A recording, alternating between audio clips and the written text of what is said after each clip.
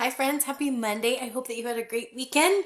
I hope that you remembered that Sunday yesterday was Mother's Day and you did something nice for either your mom or your aunt or your grandma or someone else that you know that is a mom. I know I had a really good day with my family. We went for a walk and then Macy gave me a spa treatment. She painted my nails and she did my hair and my makeup and my toenails. So if you forgot to do something nice for your mom, those are really easy things that you could do for your mom that would make her feel really special. Also, you can just ask how you can help because every day really should be Mother's Day. Our moms do so much for us. So make sure that you recognize your mom not only yesterday on Mother's Day, but also every day, my friends. Okay, I'm gonna switch my screen and show you what we're gonna be doing this week is our last week of school, which is so exciting and also so sad. I miss you guys so much, but I know that you're gonna have a great summer and I know that you guys are all gonna do awesome in 3rd grade next year, okay? All right, here we go.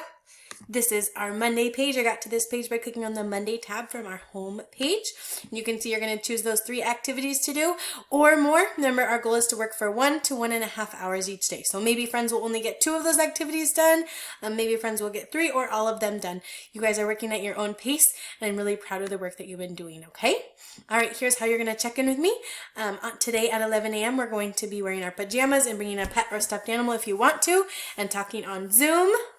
Here is a reading activity. So you're going to read a picture book or a chapter from a book that you are already reading and then write me a paragraph with 3 to 6 or more sentences telling why you think the author wrote the story. So it's really important for us as readers to think about why someone wrote the story for us to read. That helps us to better understand the author and the story a little bit better, okay?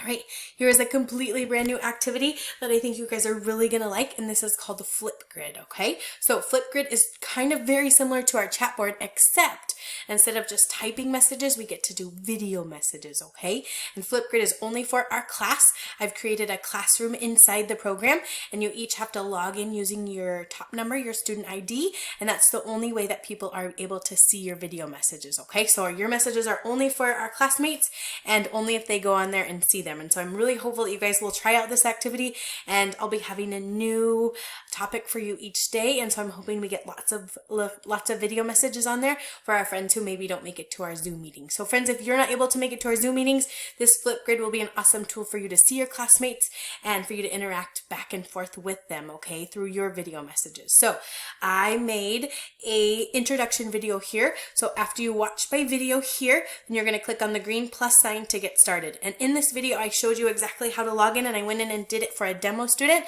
And so I think that will be a really great resource for you to use. So if you're confused about Flipgrid, make sure that you watch that video again and just enjoy learning about this new program. And it's super easy for us to use and I think it's going to be a really awesome tool. I'm excited to see your videos, okay? So if you get on and do your Monday work in the morning and you only see, so you can see my Flipgrid that I made, if you only see mine and maybe a couple others, you're going to want to check back the next day or maybe even later on in the day on Monday to see if any other friends have posted on there, okay? Because they will only show up as friends get on and post on there. Okay, so that's another activity you have.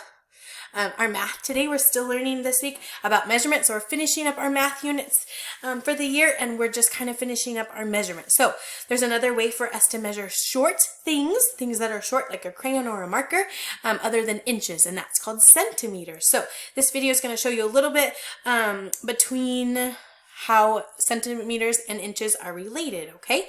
And after you watch that, I want to see if you can find a ruler that has centimeters on at your house, and then if you can measure some objects around there. So pick 3 objects to measure around your house in centimeters, okay friends?